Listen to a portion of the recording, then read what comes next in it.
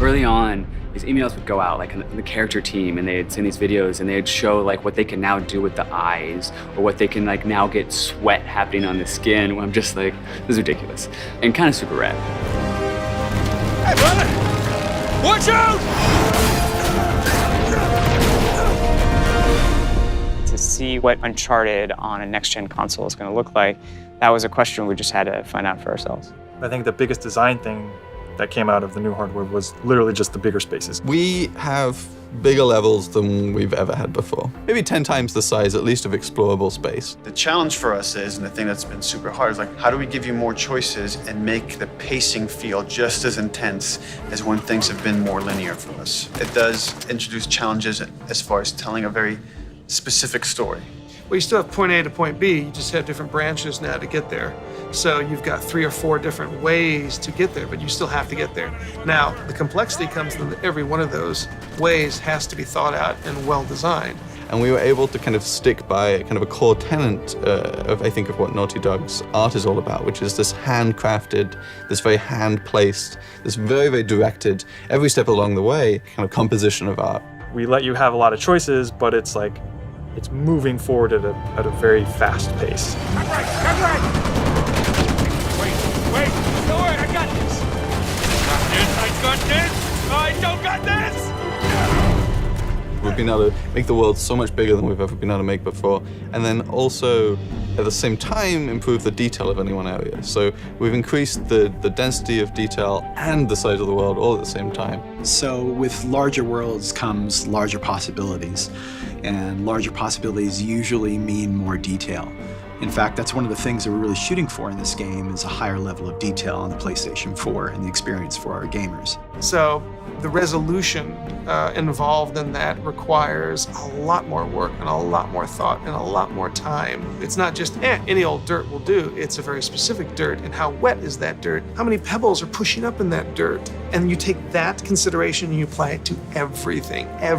One of the things that I think improved the most from Uncharted 3 to Uncharted 4 is texture resolution. Bigger texture means more detail. The new hardware just allows us to achieve what we've been trying to achieve the whole time, and that's just believability and complexity. There's a lot of just passion into all these small details that really shines through, and it's because we really empower people who care to make the difference that they want to make. Nathan Drake in-game has at least 11 to 12 outfits, and that's just for Nathan Drake. Think about, we have Elena, we have Nadine, we have Rafe, we have Sully, we have Drake's brother. Everything suddenly needs a level of thought and scrutiny that we didn't have to do before. It makes a much more rich experience, a much more immersive experience, but it takes a lot of time. Just the quantity of interactable things in the environment. I mean, we really want our jungles and our environments to feel alive. And being able to have hundreds and hundreds of objects that can be destructible and it's moving around. It impacts gameplay in that, your cover can be destroyed, so you have to move around more. But even outside of that, just seeing all this stuff happening, the screen is so much more alive. The world is much more alive. Everyone here respects the craft of making a video game, and that why shouldn't every part of this game be the best thing, the best art, the best, have design really be like a serious, considered design and crafted experience for the player. And once that kind of gets into the DNA, it kind of takes over everything. And everybody from the very top to the very bottom, we do have a structure. We're flatter than a lot of places, but we do have a structure. But everybody listens to everybody. And if somebody has a fantastic idea, they're encouraged to just shout it out and people will listen. That feedback, it's welcome and it's encouraged, and we want that because that kind of format is ultimately going to challenge all of us and challenge everybody to say, like, can we do better? What's most important is when you stand back and you look at the whole, and when you're running through the level and you're experiencing and playing through the gameplay. The environments, the characters, the art, it's all there to just support the experience. It shouldn't stand out as the experience. Hop on!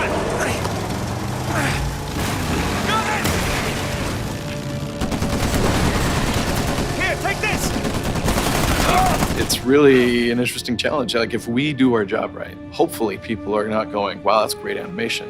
They're just engrossed and they're believing it. I think we lost him. Hey, Nate, we can never, ever come back to this city. Add it to the list. The biggest change we've had in Uncharted 4 would be the use of the head cams and the facial markings, facial animation. For the first 3 games, this has always been hand animated.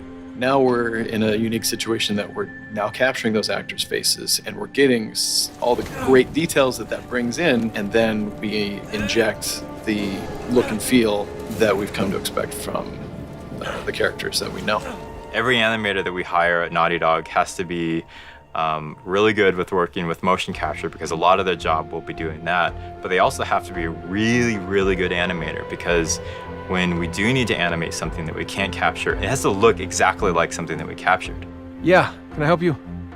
Yeah, I'm looking for my little brother. Sam? It's good to see you again, Nathan. God, Sam. Oh, all right. Take it easy, take it easy. Last gen, you'd actually get a black frame between gameplay and cutscene, which would mean it kind of takes you out of the experience. It's a little tell. Okay, now it's just I'm watching something. So that's been a huge thing that the PlayStation 4 has allowed us to do, that all of our cutscenes are now in-game. What it boils down to is blurring the line between when do we kind of make this a pure cinematic moment that you just sit back and enjoy, versus actually saying, no, we need you right now, do your thing.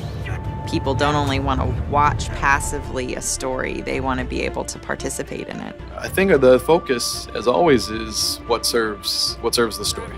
And traditionally, and this isn't any different, we try to keep as much of the big action in the hands of the player. So it's not something that you finish something in the game and then get to watch. It's something you get to experience. You reach that point yourself. What we're trying to do is make them richer, make them more playable, give the player more options within those set pieces.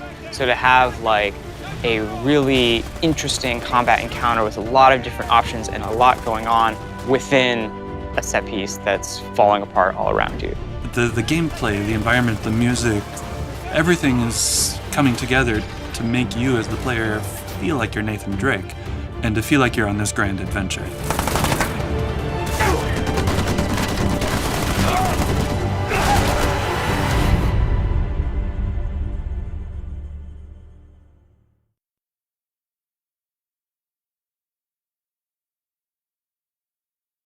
Pre-order the PS4 bundle. PlayStation